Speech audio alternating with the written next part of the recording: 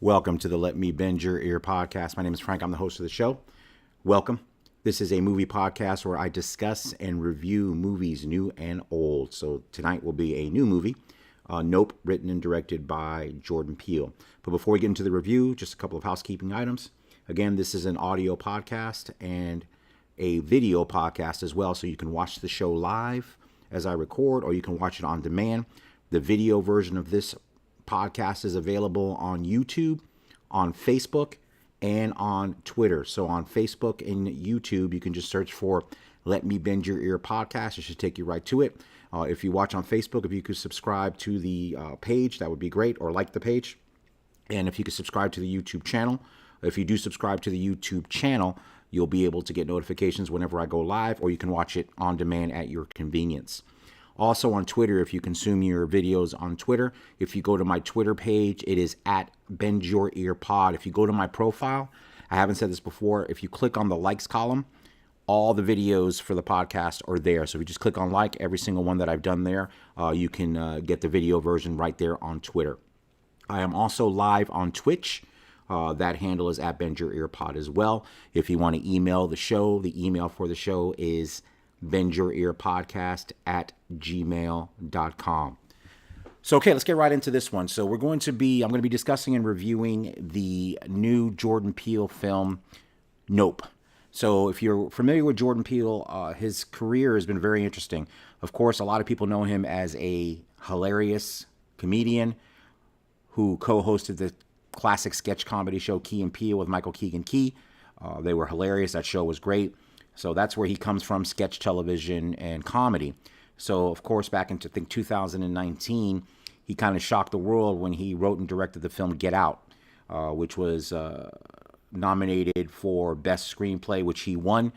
Daniel Kaluuya was nominated for Best Actor as well. And it kind of announced the arrival of a new horror director, which, coming from the comedy background, I think took a lot of people by surprise with the skill with which he both wrote and directed that film. And I've seen that film, and it's very good. I haven't reviewed it for the podcast. I watched it. I don't know why I didn't get to review it on the podcast, but I'm a fan of Get Out. It was very good. His second film was Us, which I have not seen. And I know the reception for that film, both films did incredibly well. Both made over $100 million. And Us, I know, had a kind of a polarizing response. I think people either love it or hate it. I think it's all I know about it. I know a little bit about the movie. I've tried not to get too much into it because obviously with his movies, there's elements of surprise and kind of subverting, movie tropes. And I know basically all I know about Us is it's a film involving doppelgangers. So that's all I really know. And at some point I will watch it and probably review it for the podcast and then actually circle back and review Get Out, even though I've seen that one already, but I have not seen Us. So I did see Nope. So we'll get into that. So, of course, just like his first two movies, it was written and directed by Jordan Peele. The cast has Daniel Kaluuya, Keke Palmer, Steven Yeun, Brandon Pereira, and Michael Wincott. So before I get into the review of the film, I want to talk about the cast first of all real quick. I'm going to start, actually, there's two things about the cast that was surprised. Donna Mills, and you have to be old like me to know who Donna Mills is. She was a big TV star in the 80s, and I think she was in one of these 80s soap operas. It was, I want to say Knots Landing. I think she was on that one. But she pops up in this film in a small role as an actress. She's acting in a commercial, and I'll get into what the main character's job is in a minute. But just to see her was kind of surprising. I haven't seen her in decades, so to see her in a film was kind of surprising. So if you're from the 80s, you do know who Donna Mills is. She's still around, and she was in this film. And the other interesting casting choice was Michael Wincott. Now, I know him specifically. He's been in a bunch of movies, but the one I know him from the best is The Crow, which came out in 93. Obviously, the infamous film because of Brandon Lee's tragic death on the set of The Crow. The Crow is a very good film. Michael Wincott is the bad guy in that movie, and he's fantastic in The Crow.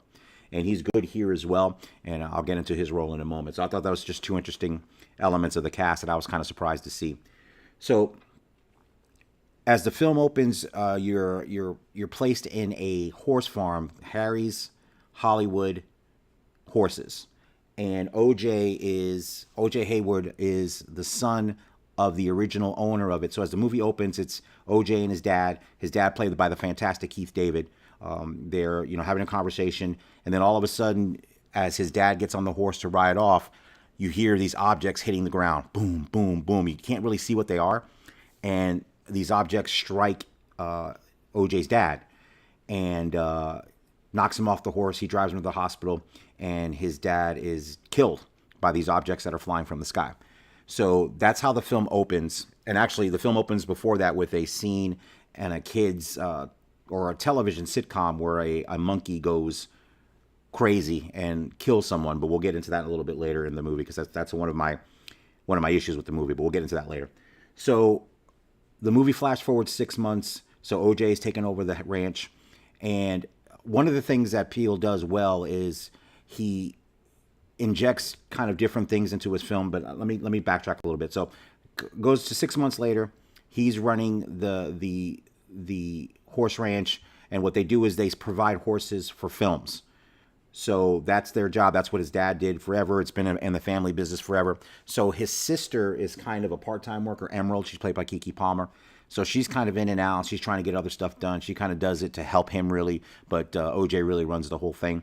And as we come to 6 months later, you can see that they're financially struggling to the point where OJ actually has to sell his horses, or sell some of the horses to an owner of a carnival type show. It's a standing carnival that has a horse show in it, and he's played by Stephen Young. You'll know him from The Walking Dead, and he was in Minari last year, the Oscar-nominated film, and he plays Bucky Park. So Bucky's character is a child actor who was referenced at the beginning of the film, working in this sitcom with this monkey that goes crazy and kills some of the cast members. So he's running this park now, kind of trading on his past, kind of trading on the lurid details of what happened to him on his sitcom. So he's running that with his wife. So that's the basic setup of the film. So as the film progresses, OJ starts to notice strange things happening, things in the sky that are happening. And if you've seen the trailer for Nope, you kind of, especially the latest trailer before the film was released, you do know that there's some kind of UFO in the sky, some unidentified flying object. That's not a secret. That's something that's in the trailer before you see the movie, so there's no spoilers here. So that is the premise of the film. So as the film progresses, they're trying to figure out what's going on. What they end up doing is, when they notice that there's something going on in the sky, they go to basically like their version of the Best Buy in the area, and they get Angel Torres, who works there, played by Brandon Pereira, and he installs cameras for them. He's kind of a UFO enthusiast, so he kind of wants to know what's going on. And of course, OJ and Emerald, kind of blow him off. They don't want to tell anybody, because the way Emerald sees it, she sees it as an opportunity to capture a UFO and make a lot of money off of it. So there's a good running joke about them ending up going on Oprah, because OJ says, "Oh, like Oprah," and that's their ambition. So what I'm going to get into now is some of the things that I liked about Nope. What I did like is first of all, let me start with the performances. I'll start there, because that's the best thing about this movie. Daniel Kaluuya, first of all, let me start with him specifically. He is a fantastic actor. So I've seen him in Get Out, I've seen him in Judas and the Black Messiah, and I've seen him in this film. 3 very different performances, obviously different genres of film, and he's a phenomenal actor. He was phenomenal in Get Out, he was phenomenal in Judas and the Black Messiah, and he's very, very good here. His character here is more stoic, so he's very quiet, he's very understated, whereas his sister Emerald is kind of talky, wild, kind of, impulsive, kind of, the opposite of him. And it's a great performance. It's a great, quiet, understated performance. And as the things start to transpire in the film, another thing that's what I love about it is, I had a feeling when I saw the title for this movie, when it was announced that it was Nope, I actually went back, and I think, Jordan Peele was talking about this, about African Americans' responses to horror films, and I always go back to, I think it was Raw, Eddie Murphy Raw. I don't think it was Delirious, but one of the famous jokes Eddie Murphy told in Raw was about joking about horror films, about how white people are stupid in horror movies and how they go into houses. And I think that if I remember the joke, the punchline is, if it was a black couple that went in the house, and then somebody said get out, and then they would run out of the house, whereas white people stay. He goes, why do white people stay? So it just reminded me of that, and through Nope, it's funny because even the title of the film, I think that's just a catchphrase for, yeah, I'm not dealing with that. Nope, gotta go. Nope, this is bad. So I love the title. I totally got it even before I saw the movie, and watching the movie proved what I suspected that title meant. And they say it a couple times throughout the film in very funny and effective ways. But Daniel Kaluuya's performance is great. Actually, all the performances are really good. Keke Palmer is funny as his sister. Stephen Young is great as the child actor that runs the thing. His performance is really good. The only issue I have, and not even with the actor, it's really with his point in the movie. I really don't see why he was in the movie other than to have, because you find out there's a reason that he's buying the horses from OJ, and then that's kind of explained as the movie progresses. And it seems like that's the only reason he was there. And then the backstory with the horrible incident that happened with the monkey on the set of his sitcom when he was a little kid. Now, while I don't see it having much to do with the movie itself, one of the scariest scenes in the movie is when they flash back and show the entire sequence of what actually happened. It's pretty violent, it's pretty terrifying. And this is where Jordan Peele is really strong. His visuals are strong. The cinematography here is outstanding. The use of music or silence is outstanding as well. There's a couple of really good jump scares in the movie as well.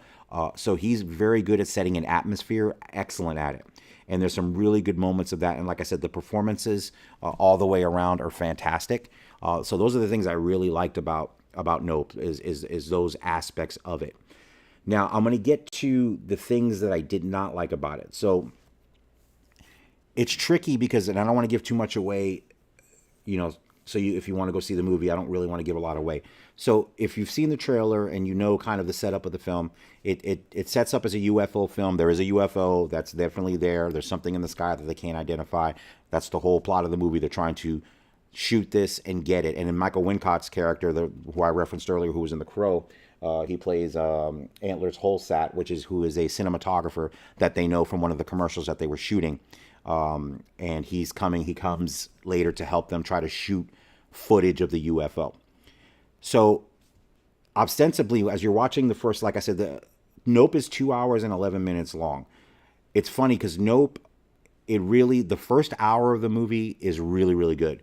And the end of the movie is exciting, but as I said in my tweet earlier, the story doesn't sustain. So what I found myself doing after the first hour of the movie, like I said, great performances, kind of setting up what's going on. You don't really know, what's going on with the UFO, what's going to be the outcome of what happens. So, which is great because it kind of keeps you on the edge of your seat for a while. But what happens is as the movie progresses after the hour mark, for me, it started to drag. And like I said, Stephen Young's character, to me, while the performance is great and he's really good, you could have done this movie without that character completely, and even without that backstory. The backstory doesn't really connect to the movie at all. So the second hour of the movie is really more of kind of scenes of things, of them trying to figure it out. It didn't coalesce to me in a way that I was expecting. I was hoping, like I said, I didn't even know how it was going to end, which is great. Not knowing where it's going to go, and especially with Jordan Peele, he's one to subvert expectations, which I find fantastic. But unfortunately, in this case, when you finally find out what's going on, for me anyway, it was a letdown. So, and I'm not going to say any more than that because like I said, I'm not going to give any spoilers here. I'm not going to even hint on what that ends up being. So if you want to go see the movie. So for me, that really marred the movie for me. And like I said, I found myself after the hour mark, I thought it was paced really well, but then I thought it got a little bit slow as it was building towards the climax of the film. Now, like I said, the actual climax is well shot, well executed. There's some good scary moments there. And a lot of that is really good. And that's what I say when I say there's a lot of really good moments in Nope, and then the performances are very good. Again, those are the things that I like. The things that I didn't like was, like I said, I think the overall story could have been better as far as about what the UFO is, what's going on. And like I said, I know My review is probably going to be the minority as far as the my thoughts on it, and I'll give my Van Gogh review here in a few minutes. But I know I've read some of the early reviews of Nope. I know it's been getting fantastic reviews, and it'll probably do monster business. And I know most of the critics pretty unanimously have praised this film as one of the best of the year. I haven't seen all the reviews. I've read a few after I watched, because I don't read till after I watch the movie. So I've read a couple of reviews. I've read 3 or 4 that were extremely positive. I think I've only read one that was kind of down the road I was going on. That was a mixed review. It wasn't a negative review, and I think my review is going to be mine is a mixed review. It's definitely not a bad movie. There's a lot about the movie to like. But overall, my enjoyment of it, I think it's going to be a mixed review for me. But again, what I want to say, and it's funny when I think of Jordan Peele as a writer director, he actually reminds me, and this is a compliment of Quentin Tarantino. So if you've listened to this podcast for any extended period of time, actually the only Quentin Tarantino film I've reviewed on this podcast, I've seen all of his films. I don't think I've missed any. I've seen pretty much all of his movies, and the only one that I reviewed for this podcast was Once Upon a Time in Hollywood, which came out obviously in 2019 as well, actually. I think the same year Get Out came out. And kind of the same thing. Jordan Peele is a good writer, but I think he, like Tarantino sometimes, I think needs to be a better editor. And Jordan Peele and Quentin Tarantino, what they are for sure is great directors. Jordan Peele's direction, his visual style, the way he tells the story visually is captivating, and that's what really kept me engrossed through a lot of the movie. Even with my issues notwithstanding, he's an excellent director, just like Tarantino. I just think the story could have been better. And I think with Once Upon a Time in Hollywood, and again, I think I'm in the minority with that film as well. People loved it. I mean, when I saw the film, I loved Brad Pitt. Knew he was going to win an Oscar. That wasn't even I called it when I saw the movie, and that was 6 months before the Oscars. But kind of the same thing with Jordan Peele, I think. And like I said, I haven't seen Us. I've seen Get Out. I like Get Out better than I like this film. Now, I know some of the critical reviews of this film is that this film is his most ambitious movie. I guess I could say it's ambitious in the sense that it's telling kind of a sci-fi UFO, type of film. And so I guess it is. I mean, I still think I think the social commentary in Get Out is more ambitious to me anyway. So I still would put Get Out as a more ambitious movie. But again, I haven't seen Us either. So I can't compare those two movies, but I can compare Nope to Get Out.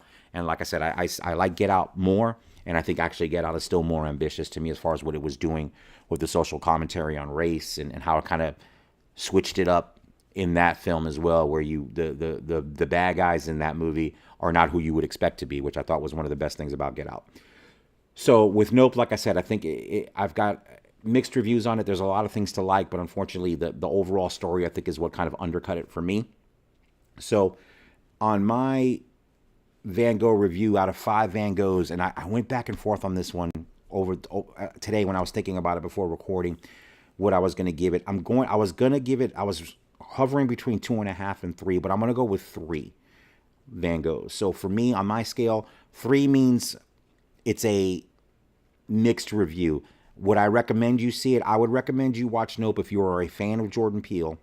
Love his other 2 films. I'm sure you'll probably love this one too.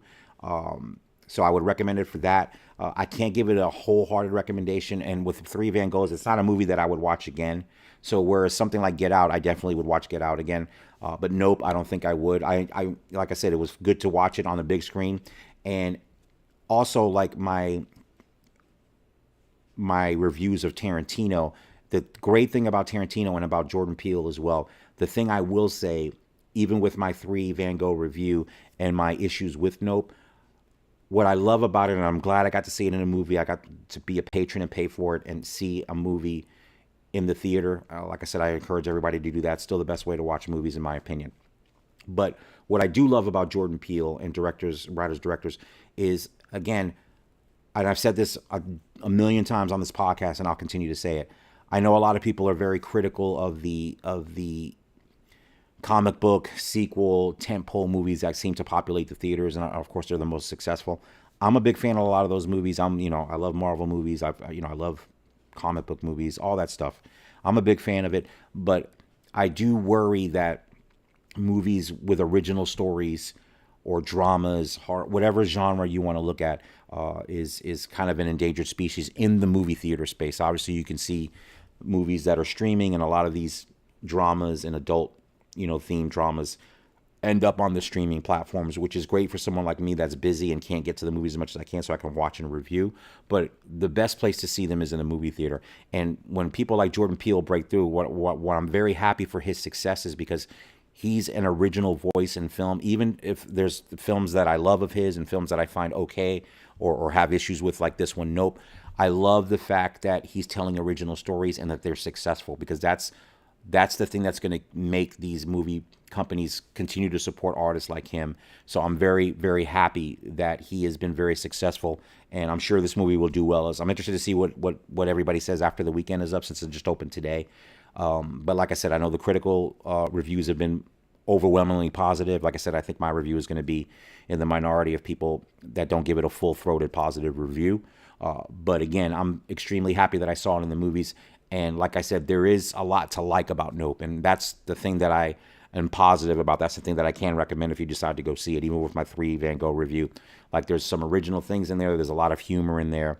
The other thing I wanted to mention too, like I said, speaking about the Eddie Murphy routine and talking about how African Americans react to things differently. What I did really like about Nope, and I want to say this before I get off the air, is Jordan Peele really does a good job of having the characters take it seriously right from the beginning. There wasn't any of that, and I think that's intentional. I think these characters are smart. These characters know something is wrong. It's not what I liked about it is in horror movies, and sometimes it's funny, a lot you get the dumb, stupid teenager stereotype, whether it's a slasher movie or a regular horror movie. People make stupid decisions and do stupid things in these movies. In this movie, these characters don't do stupid things. They're reacting to a situation. They have a plan of attack on how they're going to do it, and when things don't work out, they change that plan. Everything is thought out and intelligent and well reasoned. So I love that part of this movie. That's different than most horror movies that you see. So that's really one of the things I liked about Nope. The way they were handling the situation, and as the situation evolved, their responses to it evolved, and it was always, they were trying to figure out what was going on in a very intelligent and entertaining way.